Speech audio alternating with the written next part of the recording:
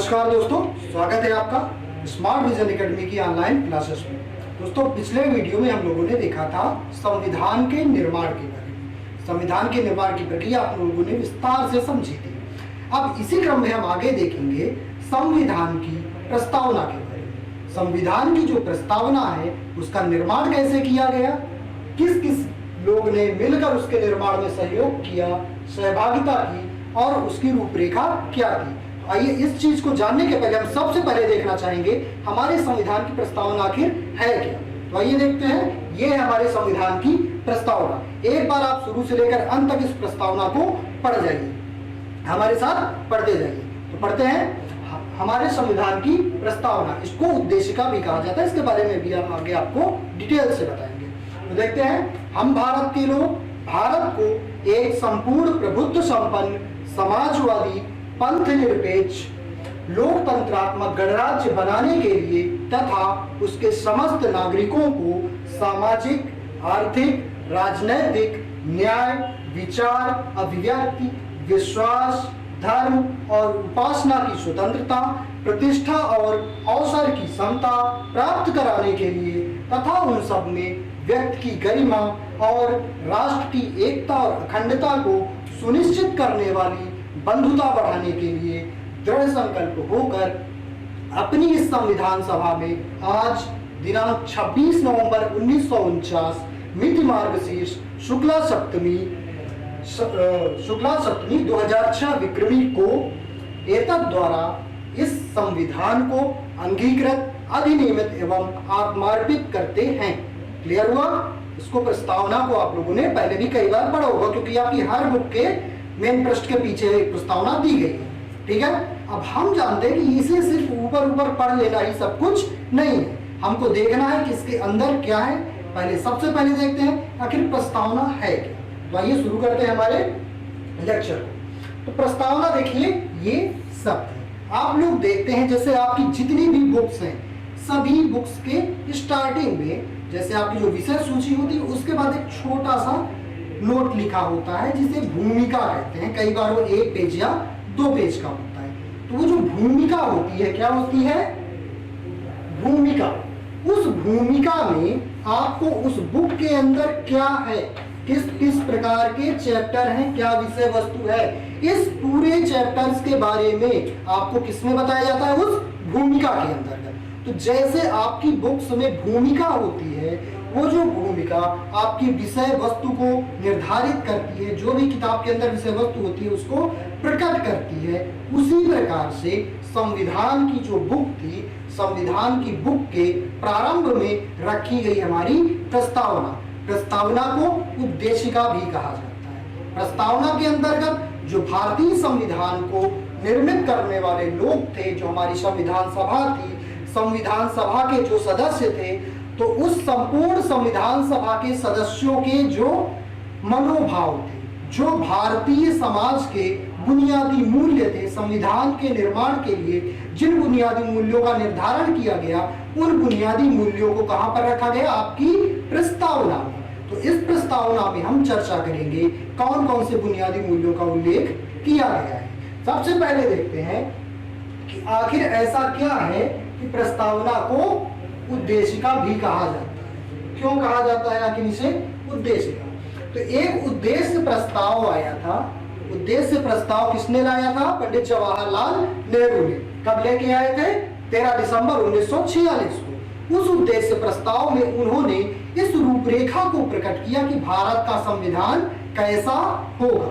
वो उद्देश्य प्रस्ताव संविधान सभा के द्वारा पास किया गया बाद में, और पास करने के बाद उसी के आधार पर हमारे संविधान की जो उद्देशिका है या प्रस्तावना है उसका निर्माण किया गया। इसी क्रम में हम आगे देखेंगे कि अब हमारी प्रस्तावना के मूल तत्व कौन कौन से हैं। तो सबसे पहले हम देखते हैं कि जो प्रस्तावना का विचार है वो कहां से लिया गया। तो वो हमारा प्रस्तावना भारतीय संविधान में हम देखेंगे कि उसका स्रोत क्या है और उसकी भाषा क्या है। तो इसके लिए हम देखते हैं अमेरिका और ऑस्ट्रेलिया एक जगह से उसकी भाषा ली गई। जैसे हम भारत के लोग, ये वक्तव्य कहां से लिया गया? जैसे आप देखेंगे क्लास 9 की जो एनसीईआरटी है उसमें दिया गया है। क्या दिया गया है?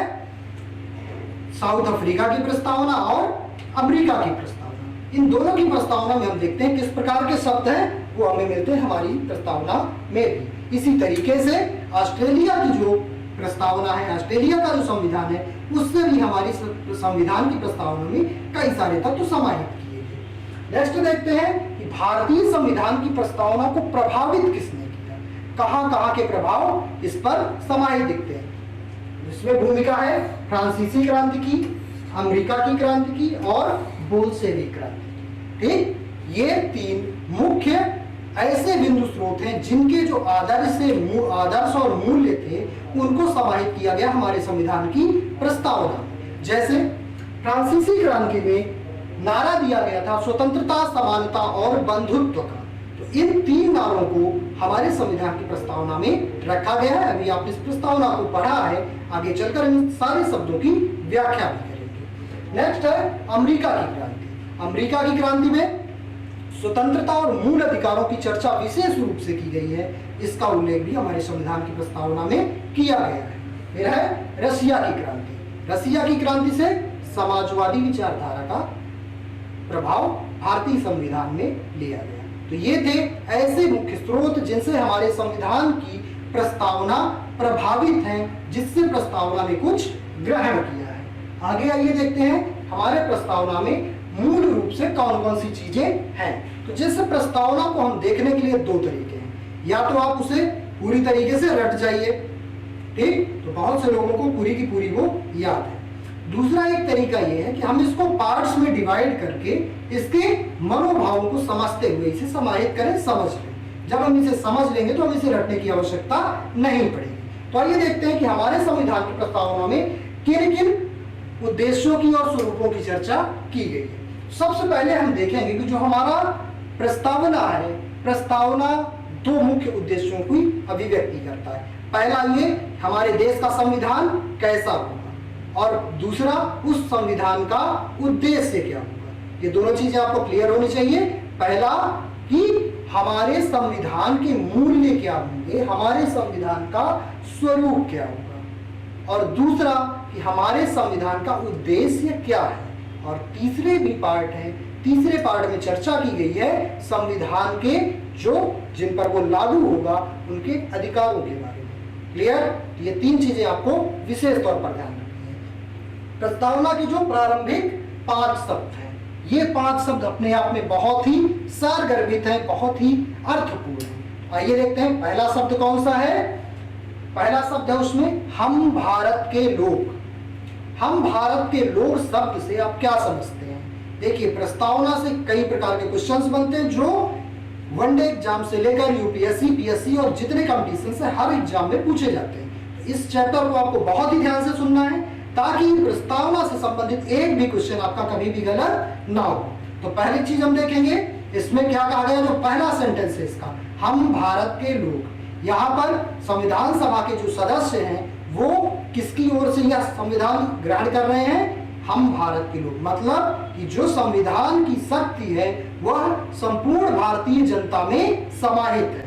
पहला सेंटेंस ये हुआ ना, हम भारत के लोग। तो अब जो हम भारत के संपूर्ण जनता है उस पर भारत का संपूर्ण जो प्रभुसत्तापूर्ण अधिकार है समाहित है। हम भारत के लोग भारत को। देखिए यहाँ पर एक चीज और ध्यान देने की चीज है, कभी कभी मान लीजिए बाई चांस पूछ लिया जाता है प्रस्तावना में भारत देश के नाम का कितनी बार उल्लेख है, तो यहाँ पर भारत 2 बार आता है। पहला हम भारत के लोग, भारत को। क्लियर? फिर पहला महत्वपूर्ण शब्द है संपूर्ण प्रभुत्व संपन्न। तो संपूर्ण प्रभुत्व संपन्न का अर्थ मुख्य रूप से लिया जाता है प्रभुसत्ता से, जो कि राज्य का एक अनिवार्य अंग माना जाता है। पिछली कक्षाओं में आपने राज्य के बारे में पढ़ा होगा, उसके 4 अनिवार्य अंग होते हैं। कौन कौन से? एक तो जनसंख्या, निश्चित भूभाग, संगठित सरकार और संप्रभुता। संप्रभुता का अर्थ होता है कि जब से हमारा देश स्वतंत्र हो गया, हमारे देश में हमारा संविधान लागू हो गया, हमारे संविधान के लागू होने के पश्चात हम अपने भूभाग के अंतर्गत और अपने बाहरी निर्णयों के लिए पूर्ण रूप से स्वतंत्र होंगे। किसी भी बाह्य शक्ति में इतनी सामर्थ्य नहीं होगी, ना ही किसी के प्रभाव को हम स्वीकार करेंगे कि उससे प्रभावित होकर हम अपने निर्णयों में परिवर्तन करें। हम अपने आंतरिक एवं बाह्य निर्णय लेने के लिए पूर्णतया स्वतंत्र होंगे। इसका मतलब क्या है? सीधा सा संपूर्ण प्रभुत्व संपन्न, हम अपने निर्णय के लेने के लिए पूरी तरह से स्वतंत्र हैं और उसको हम अपने अनुसार लेंगे। सेकंड थिंग है समाजवादी। देखो जो लोकतांत्रिक समाजवाद है इसकी अवधारणा दी थी जवाहरलाल नेहरू जी ने। उसके पहले भी समाजवाद का उद्भव कहां से हुआ, तो उसे हम अगर बहुत पास्ट में जाएंगे हमें जाना पड़ेगा कार्ल मार्क्स तक। वहां से जो कार्ल मार्क्स और हीगल वगैरह की जो विचारधारा थी, आगे चलकर उसी का थोड़ा सा सुधारवादी रूप विकसित हुआ समाजवाद के रूप में। तो इस समाजवादी अवधारणा का उल्लेख हमारे संविधान में किया गया है, किंतु भारतीय जो अर्थव्यवस्था है वह पूर्णतया समाजवादी नहीं है। समाजवाद का अर्थ सीधा सा ये है कि जो भी सत्ता के उत्पादन के संसाधन हैं उन पर किसी का व्यक्तिगत अधिकार न होकर संपूर्ण जनता का अधिकार होगा। दूसरी दृष्टि से अगर हम देखें तो समाजवाद का अर्थ है कि ना तो इस व्यवस्था में कोई बहुत ज्यादा गरीब होगा और ना कोई बहुत ज्यादा अमीर।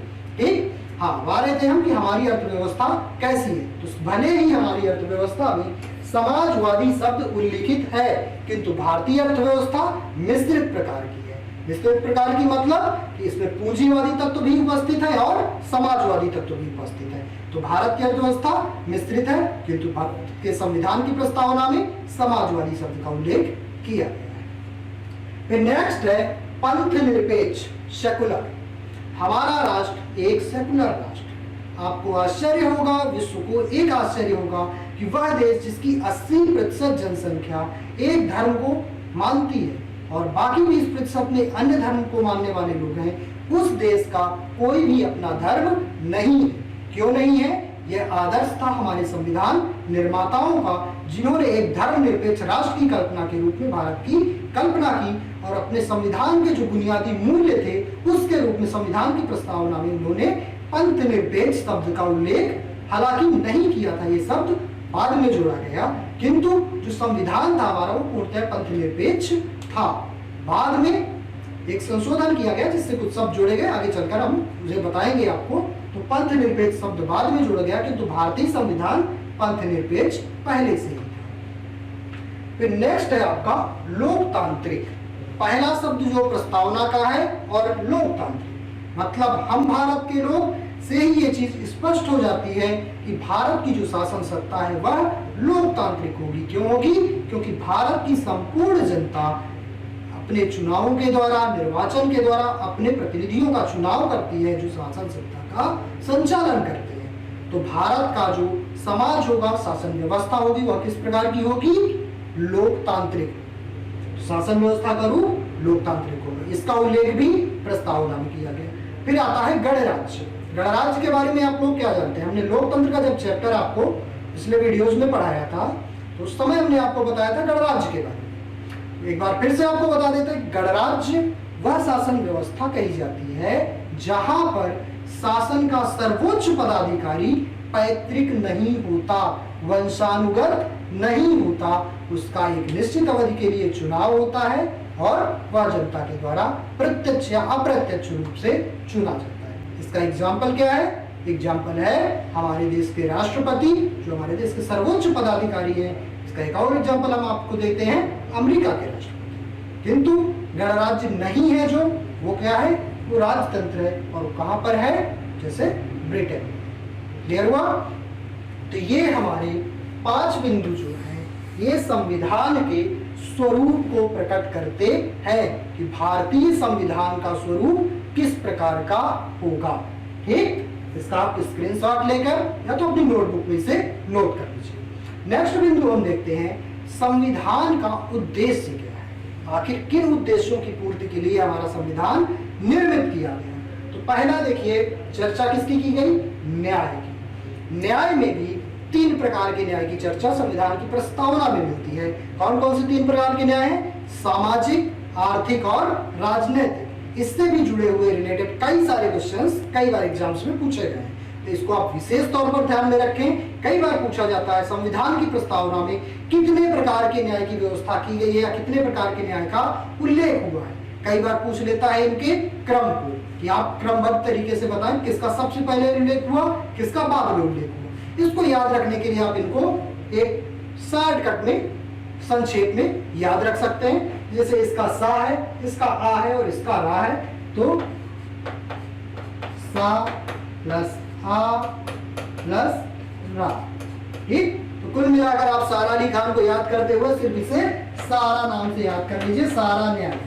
ठीक, सारा न्याय, सारा में सा आ रा तीनों आ जाता है, इससे आपको पूरा ये क्रम एकदम स्पष्ट याद हो जाएगा। ये सामाजिक, आर्थिक और राजनीतिक 3 प्रकार के न्याय की चर्चा की गई है हमारे संविधान में। अब सोचिए आप, इसमें धार्मिक न्याय की चर्चा क्यों नहीं की गई? धार्मिक न्याय की चर्चा इसलिए नहीं की गई क्योंकि हमारा देश पहले से ही पंथ निरपेक्ष या धर्म निरपेक्ष है। हमारे राष्ट्र का कोई धर्म नहीं है, किंतु राष्ट्र के मानने वालों का धर्म है और उन्हें हर व्यक्ति को अपने धर्म को मानने की पूर्ण स्वतंत्रता है। तो नेक्स्ट देखते हैं, ये सामाजिक, आर्थिक और राजनीतिक न्याय देख लिया आपने, ये न्याय के अंतर्गत आया है। हाँ, न्याय शब्द का उल्लेख भी प्रस्तावना में किया गया है। फिर एक और मूल उद्देश्य दिखता है, स्वतंत्रता। अमेरिका की क्रांति से प्रभावित है। अभी पिछले टॉपिक में हमने देखा कि कहां से हमने क्या क्या लिया, कहां से कितना प्रभावित हुए। तो जो स्वतंत्रता है, ये कहां से लिया गया? स्वतंत्रता, समानता और बंधुत्व, ये तीनों शब्द आए थे फ्रांस की क्रांति से। मूल अधिकार के जो बिंदु हैं वो कहां से लिए गए? अमेरिका की क्रांति से। तो ऐसे ही बहुत सारे विचार, ऐसे जो समाजवादी, ये कहां से? रशिया से, जो बोल्शेविक क्रांति हुई थी। ठीक, फिर आते हैं स्वतंत्रता। स्वतंत्रता भारतीय संविधान में 6 प्रकार की स्वतंत्रताओं का वर्णन है, जो कि आगे जब मूल अधिकार पढ़ाएंगे आपको हम, तो उसमें बताएंगे। अभी इतना जानिए कि स्वतंत्रता का उल्लेख प्रस्तावना में किया गया है। स्वतंत्रता के बाद समानता है। समानता का मतलब है सीधा सा कि कानून की दृष्टि में, संविधान की दृष्टि में संपूर्ण जनता एक समान होगी, किसी के साथ किसी भी प्रकार का भेदभाव नहीं किया जाएगा। ये उद्देश्य पहले से ही रखा गया प्रस्तावना में, ताकि संविधान के निर्माताओं की दृष्टि में ये रहे, हमें किसी भी प्रकार का भेदभाव किसी के भी साथ नहीं करना है। फिर नेक्स्ट है व्यक्ति की गरिमा। आप सब दोस्तों जानते हैं, हमारा देश 200 वर्षों की गुलामी झेल चुका था अंग्रेजों की निरंतर। उस गुलामी में किसी भी व्यक्ति की कोई गरिमा नहीं थी जो भारत का निवासी था, क्योंकि सब परतंत्र थे। परतंत्रों की कोई व्यक्तिगत गरिमा नहीं होती। क्यों नहीं होती? क्योंकि जो उनके स्वामित्व भाव वाले व्यक्ति होते हैं सामने, वो किसी गरिमा का ख्याल नहीं रखते। तो संविधान की प्रस्तावना में इसका उल्लेख किया गया कि हमारा जो संविधान बनेगा, हर व्यक्ति की गरिमा का, उसके सम्मान का ख्याल रखेगा। फिर नेक्स्ट है राष्ट्र की एकता और अखंडता। आप जानते हैं कि राष्ट्र का, जब हमारे संविधान की प्रस्तावना के बारे में चर्चा हो रही थी, जब संविधान का लिखा जाना सुनिश्चित हो रहा था, जब संविधान सभा का निर्माण और गठन हुआ था, उसके जस्ट बाद ही भारत का विभाजन, भारत 2 टुकड़ों में बट गया। तो इसलिए इस महत्वपूर्ण बिंदु का उल्लेख करना संविधान निर्माताओं को ज्यादा अनिवार्य लगा होगा। कौन सा? राष्ट्र की एकता और अखंडता। मतलब कि हमारा देश, जितना इसका भूभाग है और जितने इसके अंतर्गत राज्य है, उनकी एकता और अखंडता हमारा महत्वपूर्ण और प्राथमिकता वाला लक्ष्य होगा। इसकी अखंडता और एकता से किसी भी प्रकार का कोई समझौता नहीं किया जाएगा। फिर है बंधुता।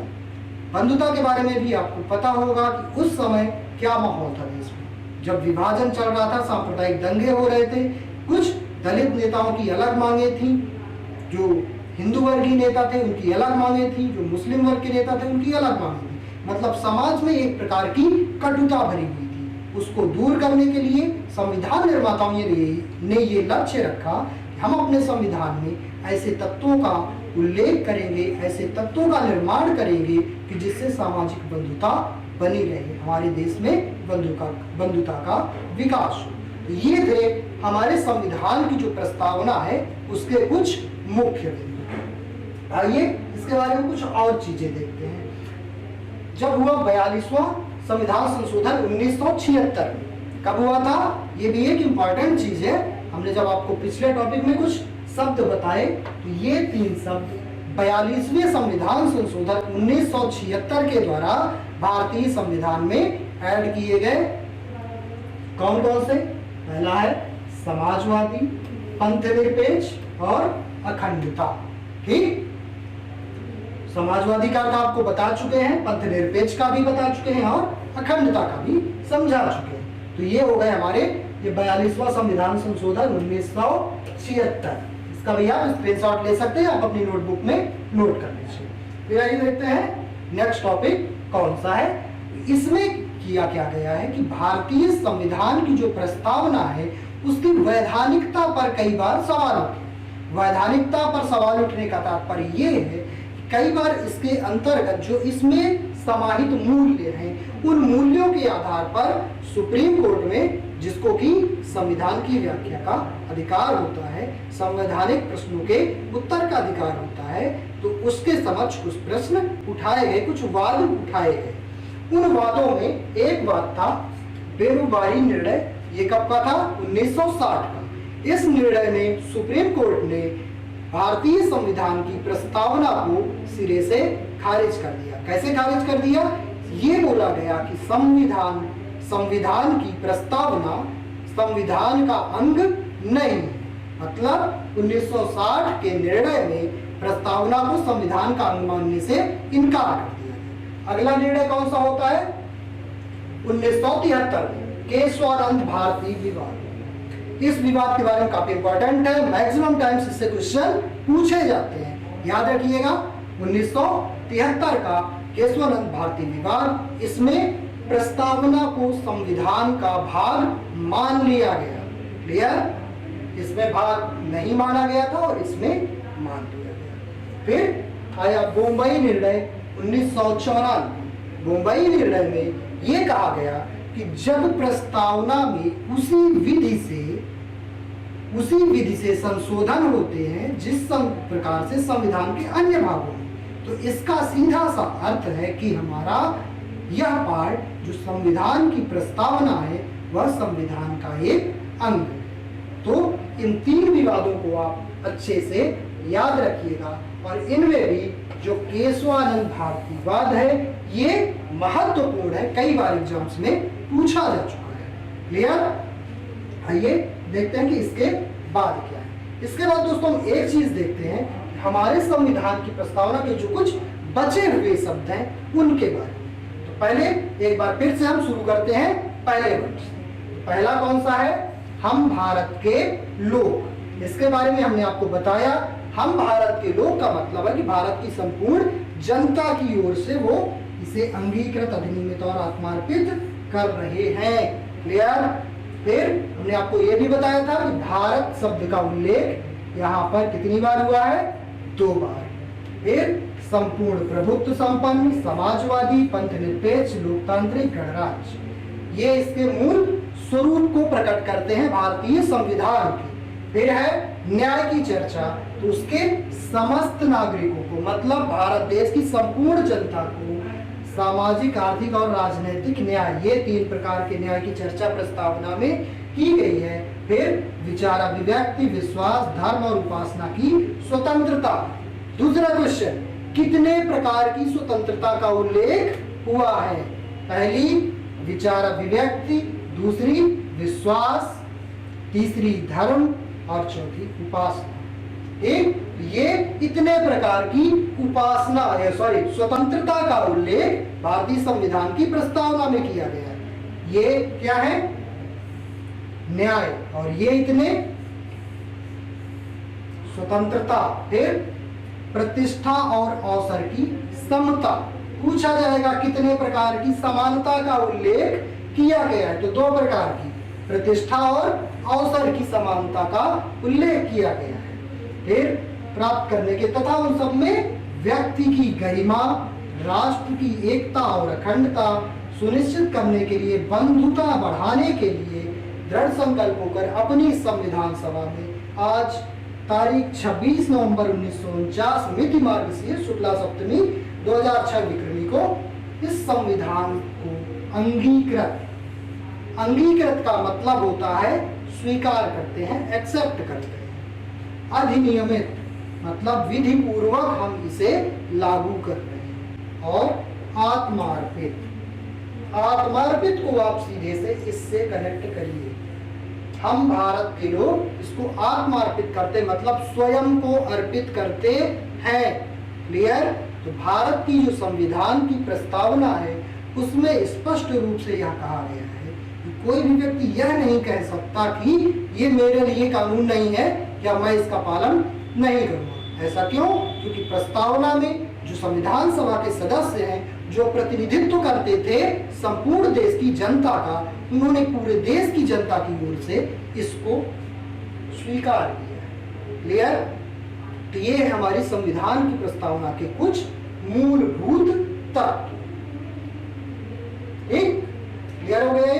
अब एक क्वेश्चन और शेष बचता है और वो ये है तारीख 26 नवंबर 1949 कि आखिर ऐसा क्या था अगर 26 नवंबर 1949 को हमारा संविधान बनकर तैयार हो गया था तो फिर इसे 26 जनवरी 1950 को क्यों लागू किया गया? तो उसका एक रीजन है, उसके पीछे एक घटना है। अगर आप हमारे इस घटना के बारे में विस्तार से जानना चाहते हैं तो हमारा वीडियो देखिएगा सविनय अवज्ञा आंदोलन का। उस वीडियो में इस घटना के बारे में विस्तार से चर्चा की गई है। हम आपको शार्ट में बताते हैं कि इस घटना का उल्लेख है कि 1930 में पंडित जवाहरलाल नेहरू ने रावी नदी के तट पर 26 जनवरी को तिरंगा झंडा लहराकर स्वाधीनता दिवस की घोषणा की थी। कब की थी? 1930 में। उस दिन की स्मृति को याद रखने के लिए कहा गया कि जब 26 नवंबर 1949 को संविधान बनकर तैयार हो गया तो सोचा गया चलो एक महीने का इंतजार, 1.5 महीने का और करते हैं और उस ऐतिहासिक दिन की स्मृति को हमेशा के लिए जीवित रखते हैं। इसलिए फिर संविधान के हालांकि कुछ महत्वपूर्ण अनुबंधों को इसी डेट को लागू कर दिया गया। बाकी का संविधान 26 जनवरी 1950 को लागू किया गया। ये चीजें आपको आई थिंक कि क्लियर हो चुकी हैं। संविधान की प्रस्तावना से जुड़े लगभग हर क्वेश्चन का आंसर आपको मिल गया होगा। अगर फिर भी कुछ शेष रह जाता है आप कमेंट बॉक्स में हमसे पूछिएगा, इसके आंसर आपको जरूर मिलेगा। दोस्तों आई थिंक ये लेक्चर आपको बहुत पसंद आया होगा। इसे लाइक करें, शेयर करें और सब्सक्राइब करें। साथ ही अपनी क्वेरीज को कमेंट बॉक्स में हमसे पूछें। धन्यवाद।